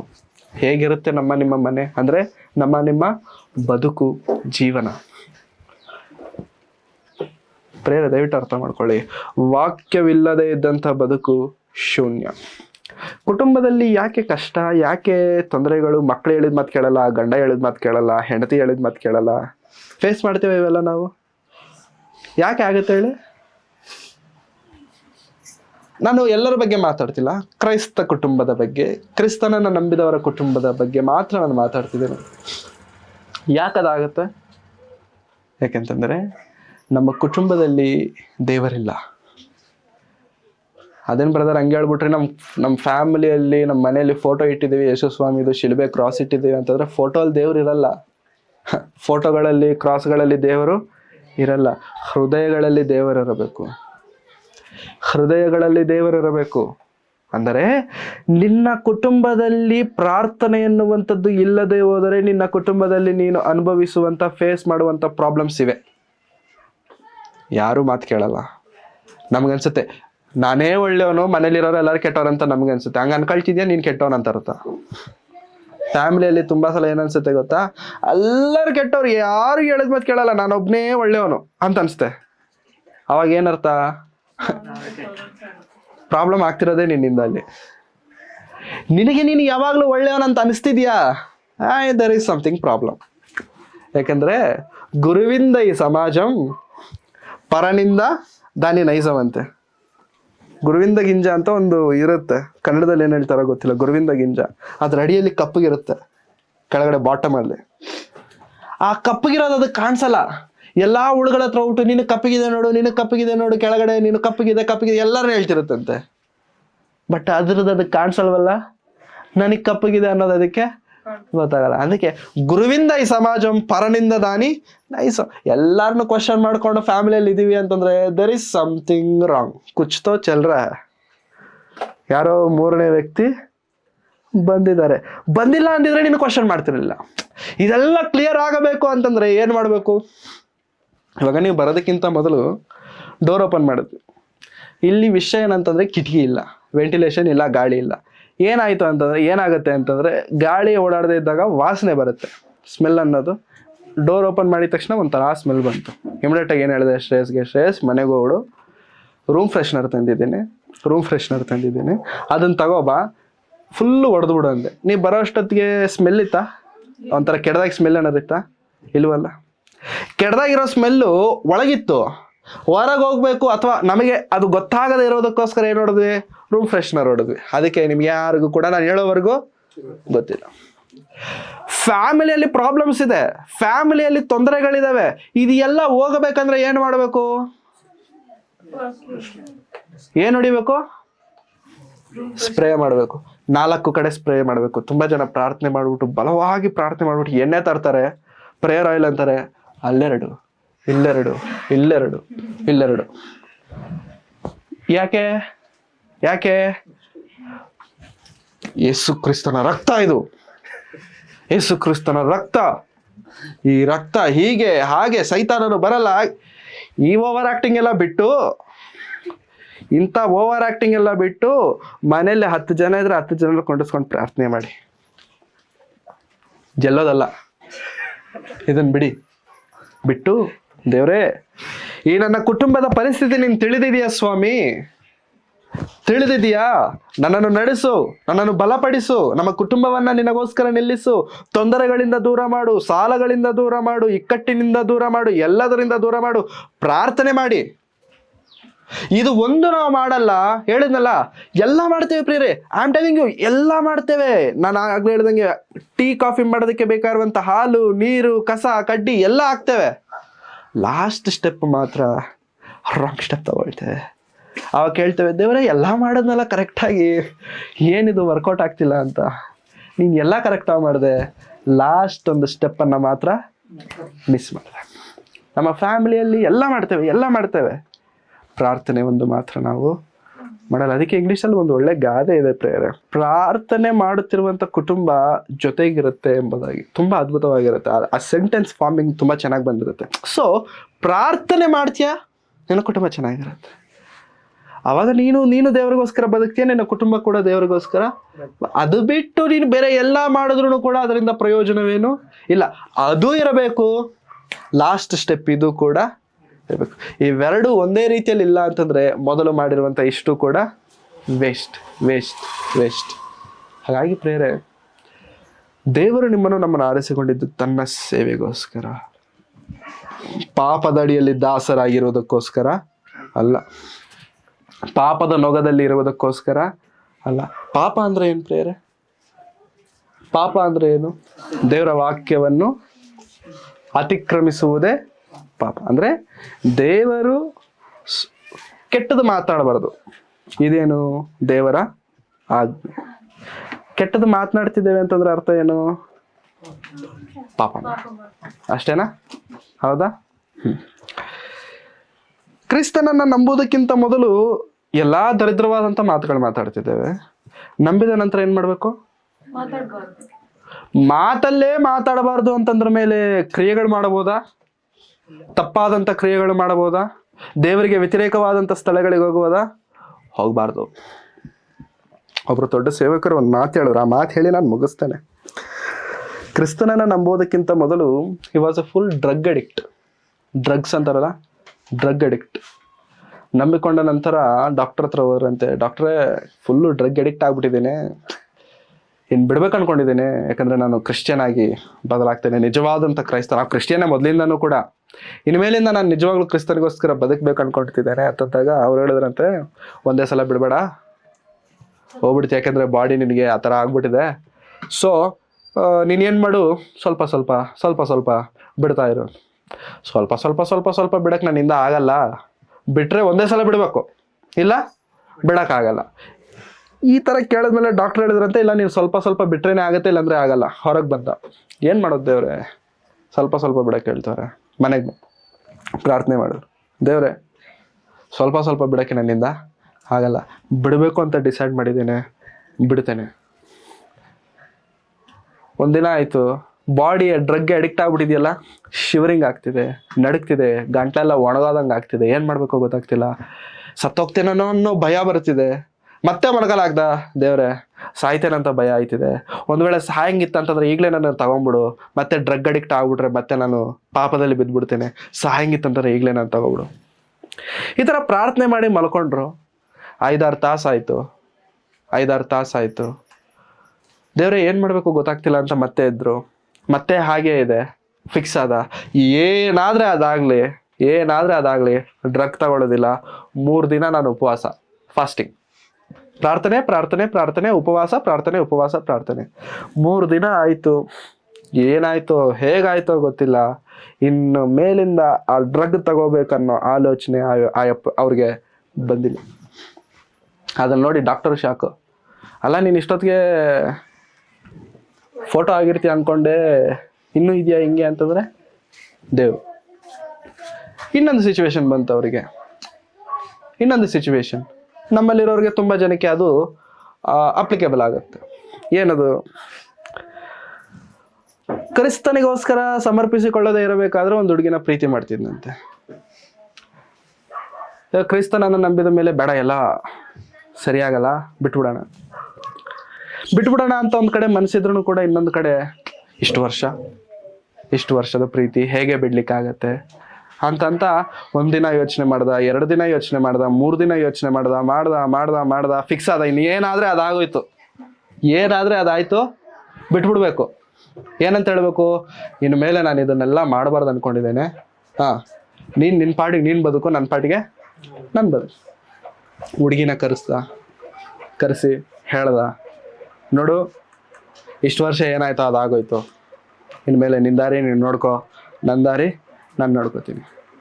ಹುಡುಗಿ ಹೇಳಿದ್ಲಂತೆ, ನಿನ್ನ ದೇವ್ರು ಇದನ್ನೇ ಹೇಳ್ಕೊಟ್ಟಿದ್ದು, ಮಧ್ಯದಲ್ಲೇ ಬಿಟ್ಬಿಡಕ್ಕೆ ಹೇಳಿದ್ರ, ಪ್ರೀತಿ ಮಾಡಿದ್ರೆ ಬಿಟ್ಬಿಡಕ್ಕೆ ಹೇಳಿದ್ರ, ನಿನ್ನ ದೇವ್ರು ಪ್ರೀತಿ ಮಾಡಕ್ತೇನೆ ಹೇಳಿದ್ದು, ಮತ್ತೆ ಕೊನೆವರೆಗೂ ಪ್ರೀತಿ ಮಾಡೋದು ಬಿಟ್ಟು ಮಧ್ಯದಲ್ಲೇ ಎತ್ತಾಕಕ್ಕೆ ಹೇಳಿದ್ರ, ಹಿಂಗೆಲ್ಲ ಮಾಡಬಾರ್ದು. ನೀನೇನು ಅಂದ್ಕೊಳ್ತೀಯ, ನೀನು ಅನ್ಕೊ, ನನಗೆ ಸಂಬಂಧ ಇಲ್ಲ, ನನಗದೆಲ್ಲ ಗೊತ್ತಿಲ್ಲ.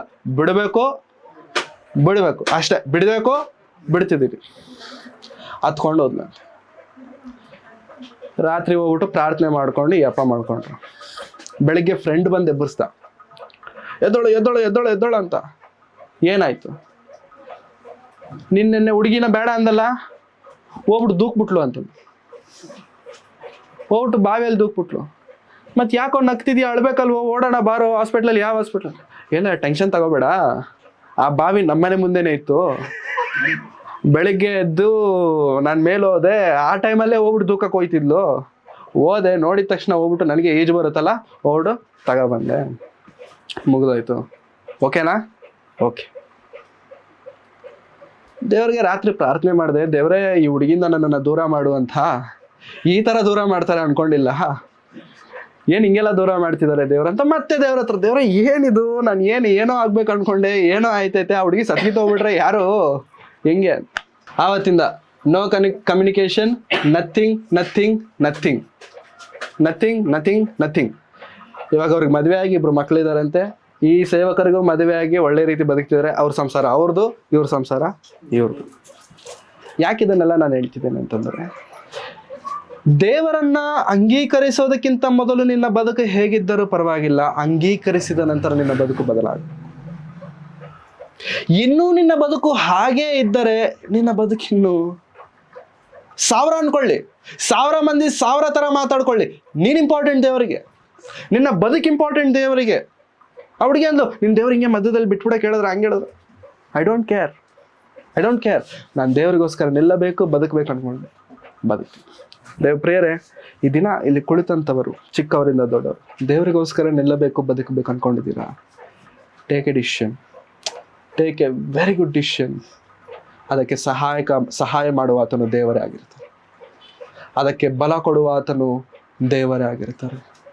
ಇನ್ನೂ ಹಳೆಯ ಪರಿಸ್ಥಿತಿಯನ್ನು ಬಿಡದೇ ಇರುವಂತ ಸ್ಥಿತಿಗತಿಗಳಲ್ಲಿ ನಾವಿದ್ದುಕೊಂಡು ದೇವರ ಸೇವೆ ನಾನು ಮಾಡ್ತಿದ್ದೇನೆ, ಈ ಒಂದು ವಿಷಯದಲ್ಲಿ ಮಾತ್ರ ನಾನು ಬಿದ್ದು ಹೋಗ್ತಿದ್ದೇನೆ ಅಂತಂದ್ರೆ, ನೀನು ಎಲ್ಲ ಮಾಡ್ತಿದ್ಯಾ, ಈ ಒಂದು ವಿಷಯವನ್ನ ಸರಿಯಾಗಿ ಮಾಡದೇ ಇರೋದ್ರಿಂದ ನೀನು ದೇವರಿಗೋಸ್ಕರ ಸರಿಯಾಗಿ ಬದುಕಲಿಕ್ಕೆ ಆಗ್ತಿಲ್ಲ. ದೇವರಿಗೆ ಇಷ್ಟಕರವಾದಂಥ ಜೀವನ ನನ್ನದು ಅಲ್ಲ. ದಯವಿಟ್ಟು ಅರ್ಥ ಮಾಡ್ಕೊಳ್ಳಿ ಪ್ರಿಯರೇ. ನಮ್ಮ ಜೀವನಗಳಲ್ಲಿ ದೇವರಿಗೆ ಪ್ರಥಮವಾದಂಥ ಸ್ಥಾನವನ್ನು ಕೊಟ್ಟಾಗ ಬೇರೆ ಯಾರು ನಮಗೆ ಕಾಣಿಸಲ್ಲ. ಹೌದಾ? ಯವನಸ್ಥರ ಕೂಟದಲ್ಲಿ ನಾವು ಅದೇ ತರ ಮಾತಾಡ್ಕೊಂಡಿದ್ದು, ನಾವು ದೇವರಿಗೆ ಪ್ರಥಮವಾದಂಥ ಸ್ಥಾನಮಾನವನ್ನು ಕೊಟ್ಟಾಗ ಪ್ರಪಂಚ ನಮಗೆ ಕಾಣಲ್ಲ, ಕಾಣುವ ಆತನು ದೇವರು ಮಾತ್ರ.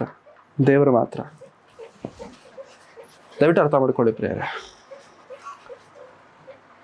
ದೇವರಿಗೋಸ್ಕರ ಉಪಯೋಗಿಸಿಕೊಳ್ಳುವುದಕ್ಕೋಸ್ಕರವೇ ದೇವರು ಈ ನಿರ್ಮಾಣವನ್ನು ನಮಗೆ ಕೊಟ್ಟಿದ್ದಾರೆ. ದೇವರಿಗೋಸ್ಕರ ಬದುಕುವುದಕ್ಕಾಗಿಯೇ ಈ ಜೀವನವನ್ನು ದೇವರು ಕೊಟ್ಟಿದ್ದಾರೆ. ಮತ್ತೆ ಕೊಟ್ಟಂತ ನಾವು ಎಷ್ಟರವರೆಗೆ ದೇವರಿಗೋಸ್ಕರ ಜೀವಿಸ್ತಿದ್ದೇವೆ? If you can't change yourself, how can you change others? I'm asking you. If you can't change yourself, ನೀನೇ ಬದಲಾಗದೇ ಇದ್ದಾಗ ಇತರರನ್ನ ಹೇಗೆ ಬದಲಾಯಿಸ್ಲಿಕ್ಕಾಗತ್ತೆ? ಅರ್ಥ ಆಗ್ತಿದ್ಯಾ? ನಾನೇ ಬದಲಾಗದೇ ಇದ್ದಾಗ ನಾನು ಬೇರೆ ವ್ಯಕ್ತಿ ಹತ್ರ ಹೋಗ್ಬಿಟ್ಟು ಏನವನ್ನ ಹೇಳಿ ಬದಲಾಯಿಸ್ಲಿಕ್ಕಾಗತ್ತೆ? I can't. ನನಗೆ ಸೈಕಲ್ ಓಡ್ಸಕ್ ಬರಲ್ಲ, ಬೇರೆಯವ್ರ ಹತ್ರ ಹೋಗ್ಬಿಟ್ಟು ಸೈಕಲ್ ಹಿಂಗೆ ತುಳಿಬೇಕು, ಹಿಂಗೆ ಬ್ಯಾಲೆನ್ಸ್ ಮಾಡ್ಬೇಕಂತ ಹೇಳಕ್ಕಾಗತ್ತಾ? ಆಗಲ್ಲ. ಫಸ್ಟ್ ನಾನು ಕಲ್ತ್ಕೋಬೇಕು ಸೈಕಲ್ನ. ಕಾರ್ ಓಡ್ಸಕ್ ಬರಲ್ಲ, ಕಾರ್ ಓಡ್ಸಕ್ ಬರದಿರೋ ಪಕ್ಕದಲ್ಲಿ ಕುತ್ಕೊಂಡು ನನಗೆ ಫುಲ್ ಬರುತ್ತೆ, ಅದು ಗೇರು, ಇದು ಕ್ಲಚ್ಚು, ಇದು ಬ್ರೇಕು, ತುಳಿ ಅಂತಂದ್ರೆ ಆಗತ್ತಾ? You have to know first. ನೀನಿರಬೇಕು ಮೊದಲು, ಆವಾಗ ಬೇರೆಯವರನ್ನ ನಿಲ್ಲಿಸಲಿಕ್ಕೆ ಸಾಧ್ಯ. ನಮ್ಮ ಕೆಲಸ ಏನಂತೆ ಯೇಸು ಕ್ರಿಸ್ತರವರು ಹೇಳ್ತಾರೆ, ನೀವು ಸರ್ವಲೋಕಕ್ಕೂ ಹೋಗಿ ಸುವಾರ್ತೆಯನ್ನು ಪ್ರಕಟಿಸಿ, ನಂಬಿದವರನ್ನ ದೀಕ್ಷಾ ಸ್ನಾನವನ್ನ, ತಂದೆ ಮಗ ಪವಿತ್ರಾತ್ಮನ ನಾಮದಲ್ಲಿ ದೀಕ್ಷಾ ಸ್ನಾನವನ್ನು ಮಾಡಿಸಿ. ಹೌದಾ? ಮತ್ತೆ ದೀಕ್ಷಾ ಸ್ನಾನ ಮಾಡಿಸುವಷ್ಟು ಬದಲಾವಣೆ ಮತ್ತೊಬ್ಬನಲ್ಲಿ ಬರಬೇಕಂದ್ರೆ ನಿನ್ನಲ್ಲಿ ಎಷ್ಟಿದೆ ಬದಲಾವಣೆ? ಅರ್ಥ? ನೀನೇನೋ ದೀಕ್ಷಾ ಸ್ನಾನ ತಗೊಂಡಿದ್ಯಾ, ಮತ್ತೆ ಮತ್ತೊಬ್ಬನು ನಿನ್ನನ್ನು ನೋಡಿ ದೀಕ್ಷಾ ಸ್ನಾನ ತಗೊಳ್ಳುವಷ್ಟು ಪರಿಪೂರ್ಣತೆ, ಪರಿಶುದ್ಧತೆ, ಬದಲಾವಣೆ ನಿನ್ನಲ್ಲಿ ಬಂದಿಲ್ಲ ಅಂತಂದ್ರೆ ಕರ್ತನ ಮಾತನ್ನ ನಾವು ಸರಿಯಾಗಿ ನೆರವೇರಿಸುತ್ತಾ ಇಲ್ಲ. ಅರ್ಥ ಆಗ್ತಿದ್ಯಾ? ಮತ್ತೆ ಓದಿಕೊಳ್ಳೋಣ. ಪೇತ್ರನ ಪತ್ರಿಕೆಯಲ್ಲಿ ಬರೆದಂತ ಮಾತು, 2ನೇ ಅಧ್ಯಾಯ. ಪೇತ್ರನ ಬರೆದ ಮೊದಲನೇ ಪತ್ರಿಕೆ 2ನೇ ಅಧ್ಯಾಯ 9ನೇ ವಚನ. ನೀವಾದರೂ ನಿಮ್ಮನ್ನು ಕತ್ತಲೆಯೊಳಗಿಂದ ಕರೆದು ತನ್ನ ಆಶ್ಚರ್ಯಕರವಾದ ಬೆಳಕಿನಲ್ಲಿ ಸೇರಿಸಿದಾತನ ಗುಣಾತಿಶಯಗಳನ್ನು ಪ್ರಚಾರ ಮಾಡುವವರಾಗುವಂತೆ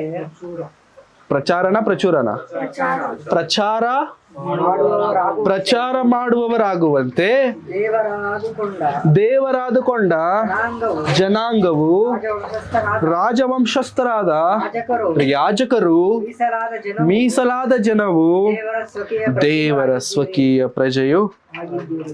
ಹಾಗಾಗಿ ಪ್ರಿಯರೇ, ನಾವು ಆರಿಸಲ್ಪಟ್ಟವರು, ನಾವು ಪ್ರತ್ಯೇಕಿಸಲ್ಪಟ್ಟವರು.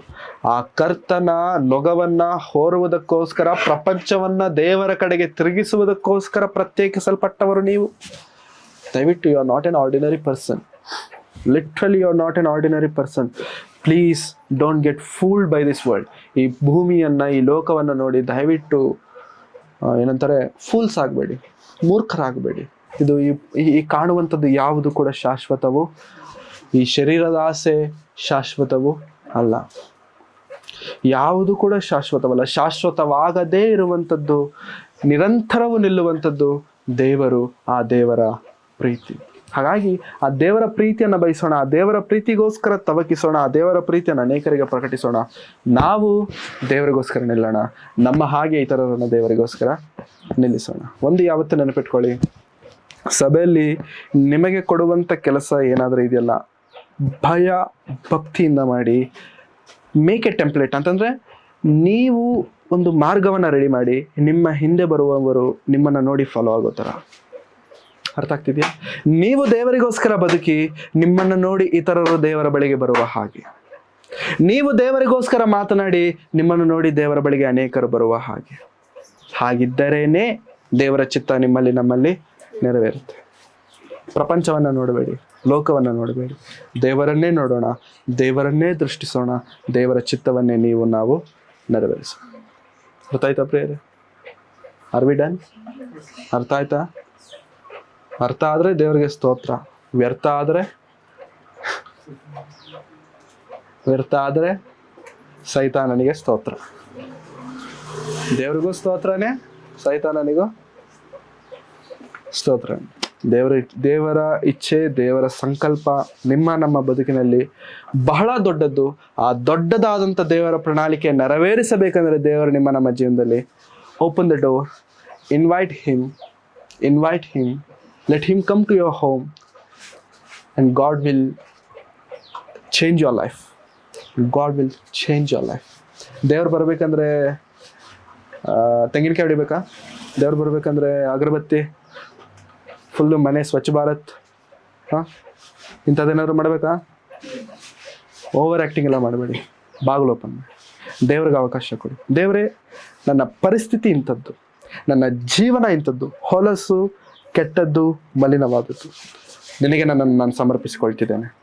ನಡೆಸು, ಬಲಪಡಿಸು, ನನ್ನನ್ನು ಉಪಯೋಗಿಸಿಕೊ. ಈ ರೀತಿ ನಿಜವಾಗ್ಲೂ ಹೇಳಿ ದೇವರಿಗೋಸ್ಕರ ನಿಲ್ಲುವುದಾದರೆ, ಬೆಟ್ಟ ಗುಡ್ಡಗಳು ನಿನ್ನ ಮುಂದೆ ಬಂದು ನಿಂತರು, ಅದನ್ನು ಪುಡಿ ಮಾಡಿ ನಿನ್ನ ಮಾರ್ಗವನ್ನು ಸರಾಗ ಮಾಡುವ ಆತನು ದೇವರು. ಚಿಂತೆ ಮಾಡೋದಕ್ಕೆ ದಯವಿಟ್ಟು ಹೋಗ್ಬೇಡಿ. ಕರೆದ ಆತನು ನಂಬಿಗಸ್ತು. ಕಣ್ಣುಗಳನ್ನು ಮುಚ್ಚಿ ತಲೆಗಳನ್ನು ಮಾಡಿಸಿ ಪ್ರಾರ್ಥನೆ ಮಾಡಿ. ನಮ್ಮನ್ನು ಬಹಳವಾಗಿ ಪ್ರೀತಿ ಮಾಡಿದ ನಮ್ಮ ತಂದೆಯಾದ ದೇವರೇ, ನಿಮ್ಮ ಪರಿಶುದ್ಧವಾದ ನಾಮಕ್ಕಾಗಿ ನಿಮಗೆ ವಂದನೆಗಳನ್ನು ಸಲ್ಲಿಸ್ತೇವೆ ಸ್ವಾಮಿ. ನಿಮ್ಮ ಮಾತುಗಳನ್ನು ನಾವು ಕೇಳಿದ್ದೇವೆ, ನಿಮ್ಮ ವಚನಗಳನ್ನು ನಾವು ಧ್ಯಾನಿಸಿದ್ದೇವೆ. ನೀವು ಈ ದೇಹವನ್ನು ಕೊಟ್ಟದ್ದು ನಿಮ್ಮ ಸೇವೆಗಾಗಿ, ನೀವು ನಮ್ಮನ್ನು ನಿರ್ಮಿಸಿರುವಂಥದ್ದು ನಿಮ್ಮ ಚಿತ್ತವನ್ನು ನೆರವೇರಿಸುವುದಕ್ಕಾಗಿ ನಾವೆಲ್ಲರೂ ಜೀವಿಸುವಂತೆ ಸಹಾಯ ಮಾಡಿ. ನಮ್ಮನ್ನು ನಾವು ಮೋಸ ಮಾಡಿಕೊಳ್ಳುತ್ತಾ ಸೈತಾನನಿಗೆ ಅಧೀನರಾಗುತ್ತಾ ಸ್ವಾಮಿ, ನಿಮ್ಮ ಚಿತ್ತವನ್ನು ಮರೆತು ಲೋಕಕ್ಕೋಸ್ಕರವೂ ಸೈತಾನನಿಗೋಸ್ಕರವೂ ಬದುಕುವಂಥ ಮೂರ್ಖರಾಗಿ ನಾವಿದ್ದೇವೆ.